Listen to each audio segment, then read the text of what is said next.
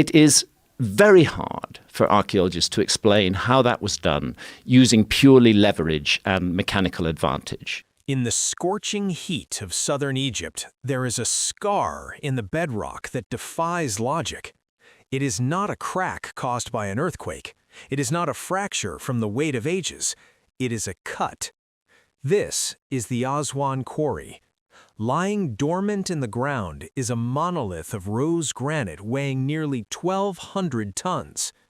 If finished, it would have been the tallest obelisk ever raised. But it is not the size of the stone that keeps engineers awake at night. It is the negative space around it.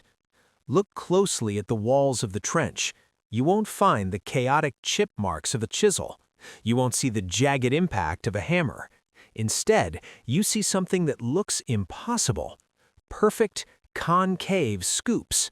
They ripple across the granite like a spoon moving through soft ice cream. But this is one of the hardest stones on Earth. For decades, we have been told this was done with stone balls and copper tools, but a new analysis of these marks has shattered that timeline.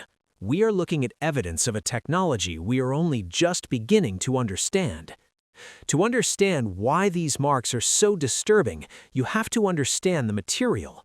Rose granite is composed of quartz, feldspar, and mica. On the Mohs scale of hardness, it ranks just below diamond.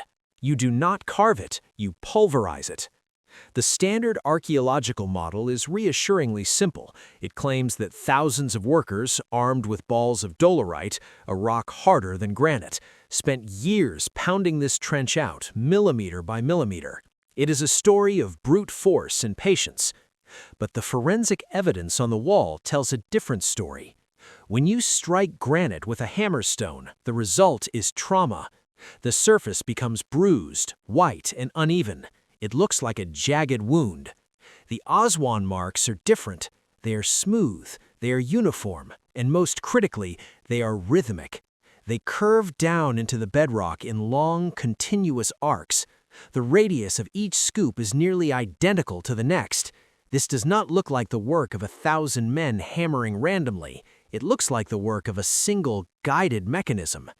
The deeper you go into the trench, the more the pounding theory falls apart.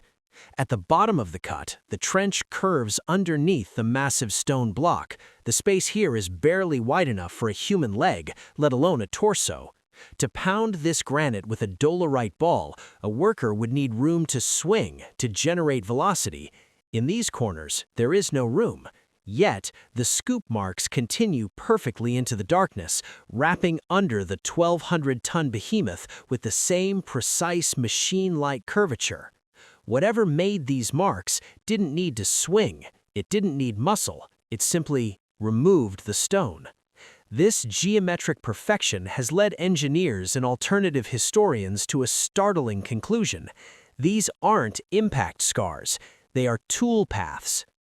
Christopher Dunn, a master machinist and researcher, has analyzed these curves extensively. He argues that the consistency of the radius suggests a tool that was fixed to a pivot point. Imagine a giant mechanical arm attached to a frame, swinging back and forth like a pendulum. If you attach a cutting head to such an arm, it would create exactly what we see at Aswan, a concave surface, perfectly uniform, carved effortlessly into the bedrock. This hypothesis explains the undercutting that human hands couldn't reach. A machine doesn't need to breathe. It doesn't need to squeeze its shoulders into a crack. It just follows its arc. This theory is seductive because it fits the visual data. We see similar precision in the granite boxes of the Serapeum and the spiral-grooved drill cores found at Giza. These artifacts scream machining. They imply high-speed rotation, diamond-tipped bits, and industrial rigid setups. But there is a problem, a massive one. Where are the machines? We have found the quarries, the temples, and the statues, but we have never found a giant diamond saw. We have never unearthed a high-speed granite drill. We're left with a paradox. The marks look high-tech, but the archaeological record is stuck in the Bronze Age. Copper chisels are too soft. Dolerite balls are too messy, and giant saws are nowhere to be found. So what is left? Is it possible that the Egyptians possessed a technology that was neither primitive pounding nor modern machinery? A third option that relied on a mastery of physics we have completely overlooked? The breakthrough didn't come from finding a new tool, it came from looking closer at the stone itself. A team of materials scientists recently revisited the scoop marks not to measure their shape, but to analyze their surface texture. They discovered something crucial. The granite inside the scoops hadn't just been cut, it had been thermally altered. Granite is a stubborn material, but it has a weakness. It is a composite of different minerals, each with a different expansion rate. When you heat granite rapidly, the quartz expands faster than the feldspar. This internal conflict creates microscopic fractures. The stone doesn't melt, it loses its structural integrity. It becomes crumbly. This brings us to the hybrid theory. It suggests the Egyptians didn't fight the stone, they tortured it. Imagine a line of controlled fires burning along the trajectory of the cut. The heat penetrates the top inch of the granite, stressing the crystalline bonds. But heat alone isn't enough, that just makes the stone hot. The genius lies in the next step, thermal shock. While the stone is searing hot, workers douse it with water. The sudden drop in temperature causes the surface layer to snap. The quartz crystals shatter. The top layer of the bedrock, once harder than steel, is now as soft as gravel. But the mystery remains. How do you get the smooth scoop? A shattered rock should look jagged. This is where the mechanical precision comes back into play. The Egyptians didn't need a diamond-tipped saw to cut the granite. They only needed a tool strong enough to scrape away the weakened layer. The evidence points to a guided scraping device, perhaps a large weighted pendulum armed with flint or jagged metal, or even a simple stone drag. Because the granite was already compromised by the fire, the tool didn't need to cut, it just needed to clear. This explains the smooth, glassy texture of the scoops. It wasn't polished, it was eroded. It explains the uniform radius. The scraping tool was likely mounted on a simple pivot to keep the rhythm consistent. And it explains the lack of debris. Critics of the pounding theory always asked, where are the tons of granite chips?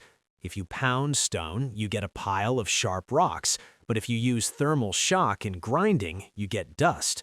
The wind takes the dust, the Nile takes the rest. The evidence literally blows away. This hybrid method, heat, shock, abrasion, scrape, bridges the gap between the impossible and the practical. It turns the Aswan quarry from a site of brute force into a laboratory of applied physics. We also see evidence of this in the dolerite pounders scattered everywhere. In this new theory, they weren't the primary tools. They were the cleanup crew, used to knock off stubborn nodules that survived the fire. But what about those deep undercuts beneath the obelisk, the ones where no human could fit? The fire-setting technique works perfectly there. You slide burning charcoal into the gap, you throw water in, you pull the scraping tool through on a rope, and you repeat the process inch by inch without ever needing to squeeze a human body into the crush zone. It is elegant, it is terrifyingly efficient, and it requires a level of coordination that rivals modern industrial project management. For years, we looked at the scoops of Aswan and looked for a magic bullet. We wanted to find a laser or a giant saw or lost alien tech, but the truth revealed by the stone is far more impressive. The ancient Egyptians didn't have diamond drills. They had something better. They had a profound understanding of how matter behaves. They understood thermal expansion. They understood fracture mechanics. They turned the stone's own molecular structure against itself. The scoop marks at Aswan are not evidence of a machine we lost. They are the fingerprints of a mindset we have forgotten. A mindset where patience, physics, and ingenuity could move mountains, one smooth scoop at a time. So the mystery of the scoop marks is no longer about what tool they held, but how they wielded the forces of nature. But this answer only opens a larger door. If they mastered thermal engineering to this degree for quarrying, where else was this technology applied? What other impossible cuts in the Great Pyramid or the Valley Temple were actually shaped by fire and water? What do you think? Does the thermal shock theory explain the precision, or is there still a piece of the puzzle missing? Let us know in the comments below.